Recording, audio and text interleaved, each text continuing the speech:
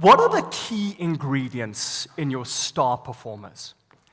A Harvard University study set out to answer that question, and they checked everything. IQ. Fortunately for me, it's not IQ. I took an IQ test, and I tested negative. What about qualifications?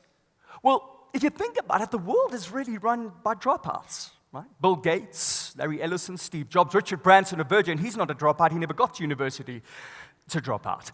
And right now, the dropouts in the room are saying, yes, I knew it, there's still hope for me.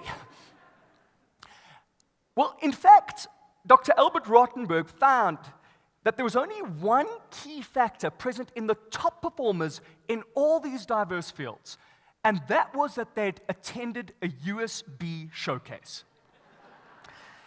That is a lie, but I'm sure it would have helped. In fact, there was only one key ingredient present in these top performers, and that was motivation. Now, I'm sometimes called a motivational speaker. I don't like that term very much because motivation's a bit like a warm mug of tea. It goes cold quickly. The key really is self-motivation. Are you able to motivate yourself? And if you're to do that, well, then we need to understand what motivation is. So, dictionary definition, motivation is the reason, the motive, that we take action. And there are really only one or two reasons that human beings take action. Pain and pleasure.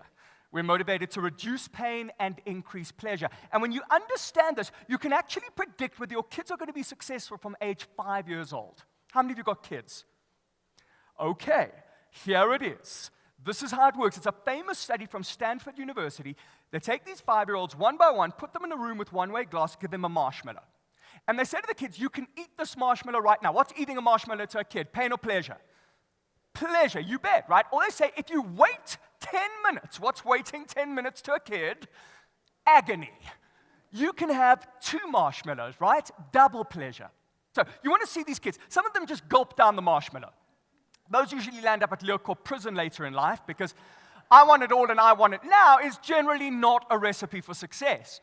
Some of them, what they will do is just lick the marshmallow, because remember, they don't realize anyone's watching them, but the lick is so good, they've got to have a nibble. The nibble's so good, they've got another nibble. Then there's only half the marshmallow left. The researcher comes in, and the kid says, see, it's still there. Those usually become politicians later in life.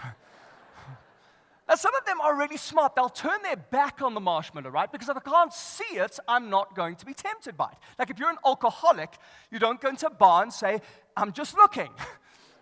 Now, here's the incredible thing. They follow these kids right up till adulthood and find the ones who are able to delay gratification for the full 10 minutes are significantly more successful. Better jobs, better salaries, better body mass index.